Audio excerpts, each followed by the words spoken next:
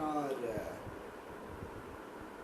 weekly series of thought sharing on subjects of personal interest, personal excellence. I thought this week I'll introduce you to how to extract joy out of action. That is my subject matter today. The lessons are drawn from Bhagavad Gita, from Karma Yoga to be precise. So it's going to be Karma Yoga and it's going to be the lessons drawn from Bhagavad Gita. People who have been attending my satsang will find many of the terms, will be very familiar with many of the terms. And people who have not heard me so far or hearing me for the first time, have not heard the satsang. If you think the terms are a little unfamiliar, then you could always inbox me, I will clarify it for you. It's an effort and it needs continuous, regular study for a certain amount of clarity in the subject. So, we are all game, we'll get started. When I say action, we do action for the purpose of getting a result. And we say we are successful or unsuccessful based on the result. If the result is in my favor, I am successful. If the result is not in my favor, I am unsuccessful. This needs a little deeper examination. I'm going to give you a simple example. Let's say we are in Chennai, you are in Raja Annamanagaram and you want to reach Paris Corner along the beach road. You wait for a bus that will take you to Paris Corner via the beach road. The bus comes on time and you reach Paris Corner on time. You are successful. Now let's say as you reach the bus stop, the bus speeds away and you are left waiting for the next bus which doesn't come for a very long time and you don't reach Paris Corner on time. So you didn't get the result you want. Are you a failure? Suppose you are waiting at the bus stop and then a known friend who is passing along says, "Oh, come along, I'll take you by my vehicle," and he drops you in Paris Corner in double quick time. Are you more successful? Or let's say where you try to board the bus, you slip, fall down, and then you wake up next day with philosophical questions like who am I, where am I, and things like that. Are you a failure? So, an action can produce 4 types of results. What you expect, what you don't expect, more than what you expect, less than what you expect, and perhaps even right the opposite. So actions produce results. Do you have any control over the results? Is it fair to tag your happiness on the results? Not just share. Is it wise to just tag your results only on the results? On something over which you have no full control. To act is in your hand, the results come to you from another source. That's what Krishna said in the Bhagavad Gita, Karmani eva adhikaraha te, meaning you have control over action alone. Ma phaleshu kadachana, never over the results. He doesn't tell you don't expect results. To do something without expecting results would be pretty foolish. He doesn't say don't expect results. He says please be aware, please understand that results come to you from another source. Acting is under your control, the results come to you from other source. This awareness should lead you to a question, well, how then do I act when the results are not in my control? When action alone is in my control, how do I act? They say there are 6 steps to the successful completion of an action. They are called Udyamam. Udyamam means effort in the right direction. Sahasam means application, sustained application. Okay? Dhairyam. Dhairyam is steadfastness, the courage. Okay? Shakti is resources, all kinds of resources, human resources, personal resources, material resources. The fifth one is called Parakrama. Parakrama means the ability to face obstacles on the way, risk-taking ability. And the sixth one is called Devam. Okay, the Devam is the unknown factor, the X factor. So, we are actually going to look at how to provide for the X factor. The X factor that will give you joy, or that will give you happiness, if I can call it that. So, action is in your hands, the results are not in your hands. So, what's the best way to act? It is recommended by Sri Krishna that you act in a spirit of yoga. When you act in a spirit of yoga, there are two clear paths to act in the spirit of yoga. The action is called Ishvara Arpana Buddhi. When you say Ishvara Arpana Buddhi, it means the actions are dedicated to a higher cause. For instance, suppose somebody says, why do you do something? Why do you want to do something? If your objective for doing that action is, I want to do something so that I become rich, I become successful. The person who is on the other side is going to ask you the question, why should I contribute to you becoming successful? But suppose you ask your objective was, I want to do this action so that there is a common benefit, there is a bigger cause. People are benefiting, you are benefiting. If this is my language, the person who is listening to you feels that your action is going to benefit him. So he is going to say, okay, let me cooperate because I am going to be benefited. So whenever the cause is bigger than you, it's called an objective. When the cause is you, it is a result. So when Krishna says, don't look at the results, he simply means don't look at it only from what do I get out of this action. Look at what is the objective behind this action. So when you look at the objective behind this action, it becomes a bigger cause. And when you work for a bigger cause, it is called Ishvara Arpana Buddhi. I'm going to take the simple example of the pujas that we do in the Vedic tradition. You are doing a puja at home. How do you prepare for the puja? You are preparing thoroughly for the puja. You don't do anything hodgepodge. You do everything properly. You try and get the best quality flowers, even maybe few in number. You get a small, maybe 3 teaspoons of milk, but good quality milk, good quality chandan, good quality kumkum. Whatever you do, there is quality. You are personally well prepared.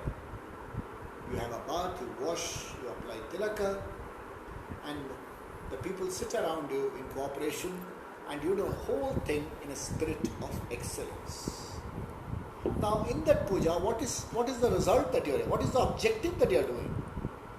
Are you doing it for any personal result? Yes, there is a personal result, of course, but there is a bigger objective. And when you do the puja, there is a great amount of joy that comes to you in just doing the puja properly. Very often I have heard people say, the puja went off very well. So when you do Ishvara Arpana, you concentrate on doing your action well. Okay. I'm going to take you to a game of cricket. Okay. There are 2 batsmen and you are looking for scoring X number of runs in X number of overs. Perhaps that's a winning target. Now the one batsman who is playing is maybe a very good cricketer. Does he think in terms of, if I score 50 today, it will be my 150. If I score so much, it will be my 10,000th run. I would have remained not out, my averages will go up. Is this his thought process? Or his thought process is, if we play well, the team gets to win the cup. the team gets to win the tournament. In which case, suddenly, I am no longer focused on my personal goals, I am focused on a bigger goal, a cause. And that makes my action better.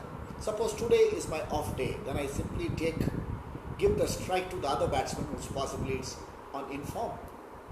So in very many games we have seen, it not just in sport, you would have seen that the person no longer plays for a personal goal but plays for a bigger goal, a cause. So when you work for a cause, the chances of you getting what you want are bright. And there is a sheer joy just in action. That joy in action is called Ishvara Arpana Buddhi.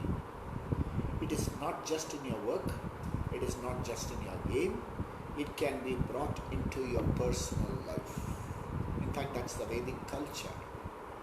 You can bring every step as Ishvara Arpana Buddhi.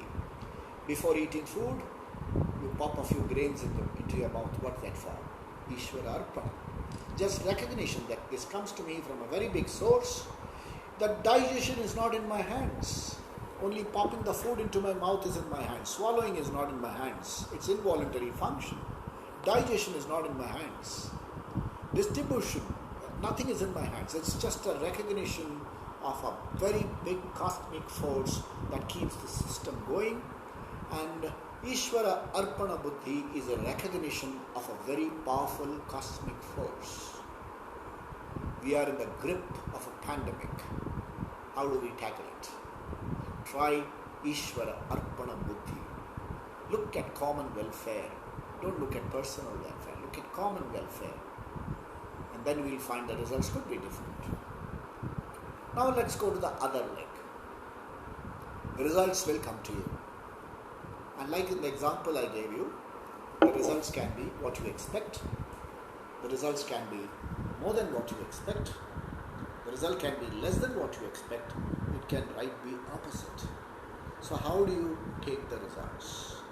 The results are taken with an attitude called Ishvara Prasada Buddhi. So what you do is karma. The result that comes to you is karma phala. The phala is taken as Prasada Buddhi. Let's say you go to a temple. You are the one who has made the major donation today, and there is one Vadamalai being done on your behalf. And usually the Vadamalai people get maybe 10 Vadais instead of one. That day the crowd was big, and all the Vadais got distributed. You got one for the whole family. Now would you come home and say, look, I got only one, I paid 1,000 rupees, I got only one, they didn't give me sufficient prasada? That one you would distribute to everybody in the family and possibly even the neighbors. So the prasada is seen as a result coming from a very powerful cosmic force, a cosmic intelligent force. So therefore, in your action and in the result thereof, there is no personal emotion attached in as much as you don't say, if you don't get the result of my choice, I am a failure. Because actions will produce results. The results are not in your hands. The results are from a different source. And that source is recognized as Ishvara, and the result coming from that source is recognized as Ishvara Prasada. In India we have a culture.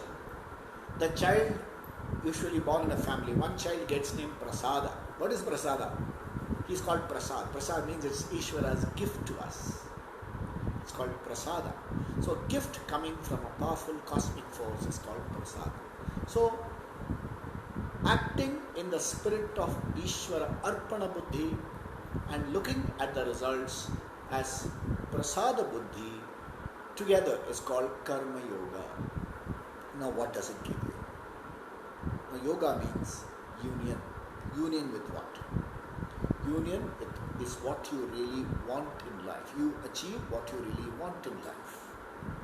And this karma, the process of acting with Ishvara Prasada Buddhi and Ishvara Arpana Buddhi gives you the preparedness to achieve what you want. Achieve what you want is knowing the true nature of yourself, knowing yourself as a full and a complete being. And that is the ultimate goal, and your mind gets prepared to receive that knowledge. That's a different subject matter. We'll perhaps explore it some other day. Today we will deal only on Ishvara Arpana Buddhi and Ishvara Prasada. In life, we all play various roles. You're a father, you're a husband, I would not say husband, as you're a spouse, you're a father, you're a citizen of this country, you're a taxpayer, you may be a politician, you may be a sportsman. Each of these roles come along with a script. The father's script is much different than the son's script. The spouse's scripts are different. And when you say script, the script has peculiar characterizations. And the characters and the plots of the script have a lots of ups and downs. There is nobody's life which is hunky-dory all the way. If there was a life which did not have a problem at all in life, I don't know whether you would call it a life, you would call it boring. Life means plots. Plot means ups and downs in life, twists and turns in life. Situations that are in your favor will give you joy. Situations that are not in your favor will give you sadness. If you are going to expect, if you are functioning, your actions are aimed at getting only joy out of your actions, very sadly, it is just not possible, because there are some aspects of the script that has to give you sorrow, that has to give you sadness. So, actions produce what they say is called Mishra Phalam. It is called Sukha Dukkha Mishra Phalam. You will have a mixture of Sukha and Dukkha. So, you acquire something of your choice. You bought a house, paying huge amount. The Graha Pravesha is done, everything is fine. Somebody walks into your house, he looks and says, oh my God, why is that crack there? Even on the second day, a crack has appeared. Perhaps something is not okay. All your happiness disappeared through the crack. So, it will come with mixture. Everything is fine, but you find nobody is the house does not appreciate in value as houses appreciate in another part of the city. You buy a house, Graha Pravesham is not able to, you are not able to do Graha Pravesham because you are stranded in another state and Corona says you cannot come into this state. All dates are gone. House is joyful, but what you got after that is not joyful. So, the script will produce mixed results. You will have joyful results and you will have sad results. And to act in this scenario, you should have what is called Ishvara Arpana Buddhi. Ishvara Arpana Buddhi should here be interpreted as acting in the spirit of the script. If as a parent you are required to make sacrifices, you have to make sacrifices. If there is a choice, is my career more important or is my child more important? Nobody will advise you. Nobody, even Krishna won't advise you. Krishna will come and tell you, whatever you do it with Ishvara Arpana Buddhi. And when you do it with Ishvara Arpana Buddhi, results will come to you. You can't run away from the results. Accept the results as Ishvara, with Ishvara Prasada Buddhi. If your career is more important, yes, you will be very successful. You may perhaps be more successful in your career. I don't say you will be. You may perhaps be more successful in your career, but the child may grow up and say, my father never cared, my parents never cared for me. So that's a prasada you got. Okay? Don't say Ishvara has done you a bad turn. Okay? If the child is more important and you spend a lot of time on your child, maybe your career will take a back seat. Don't go back into your middle age and say, if only I had more time, if only I had more support, if only my parents had supported me. Don't go with these kind of excuses. Ishvara Arpana Buddhi is taking responsibility for your action. You take responsibility and do it as an offering unto Ishvara. Everything, your personal life, your professional life, your social life becomes Ishvara Arpana. It's a seva unto Ishvara. Now let's go to the other side. Ishvara Prasada Buddhi. Ishvara Prasada Buddhi is a result that accrues to you out of your action. All actions will produce results. You will have two kinds of results. Drishya phala, seen results. Adrishya phala, unseen results. Okay? Unseen result is invariably in the form of happiness, satisfaction, a glow of contentment in your life. Much later in life, in the evening of your life, you sit back and you look at life as something satisfying. You have done your best. Is this your thought? Or is the thought says you didn't achieve this, you didn't achieve that, you would have done a lot more? This is adrishya phala. The adrishya phala of a discontented person says that you have possibly not accepted the results of Ishvara Prasada Buddhi. And the drishya phalam is there for all of us to see. Adrishya phalam is felt, it is not seen. So there will be drishya phalam, there will be adrishya phalam. From Ishvara Prasada Buddhi, what does it give you? In the Bhagavad Gita, Krishna says, Prasade sarva dukkhanam hanirasyopa prasanna chetasa hyashu buddhihi paryavatishtate. So if you have prasada buddhi, in that prasada buddhi, all dukkhas get destroyed. Okay, destroyed doesn't mean you don't have dukkha. You get the capacity to handle pain. You get the capacity to be bigger than the pain. And you have prasanna chetas. Prasanna chetas is a very pleasing personality.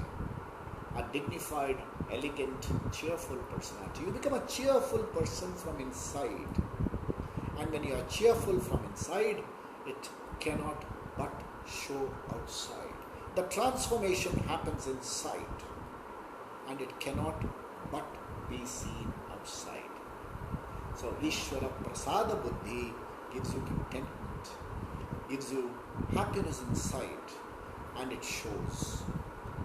And how to get this? Go back. Ishvara Arpana Buddhi. Work, do everything that you are expected to do in keeping with the spirit. In keeping with the spirit is in the dharma of the spirit. In keeping with the spirit of the script. And let action itself be a sheer joyful effort. Look at the 5 things there. Udyamam, effort in the right direction. Application, sincere application. Sahasam, steadfastness. Small things don't push you back. Dhairyam, Shakti, you know what kind of resources to tap, what kind of resources to use. Parakram, obstacles will come. Overcome those obstacles. And Devam is Ishvara Arpana Buddhi. You do it with a spirit of prayer. I do the Swamiji who inspired me a lot, Swami Chinmayananda, very often used to say, do your best. Leave unto him the rest. That is Ishvara Arpana Buddhi. Where you leave the results to a much bigger cosmic force. This ensures that joy comes to you. It just doesn't come. It flows to you in just while you are doing your action. Thereafter, when the results come to you, you enjoy the afterglow. And the glow remains with you for a long time. It's a qualitative standard to a qualitative change to your life, transforms your life. When you say, I work with Ishvara Arpana Buddhi, I no longer work for a standard of living, I work for a standard of life.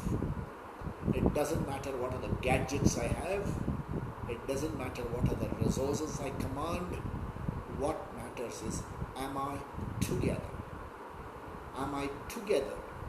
All resources are meant for you, the Karta. Is the Karta together or is he scattered? That's the thought process I want to leave you with. Reflect. See that in every action you are together as a Karta. Your thought, your speech and are together. Your thought, word and action are together.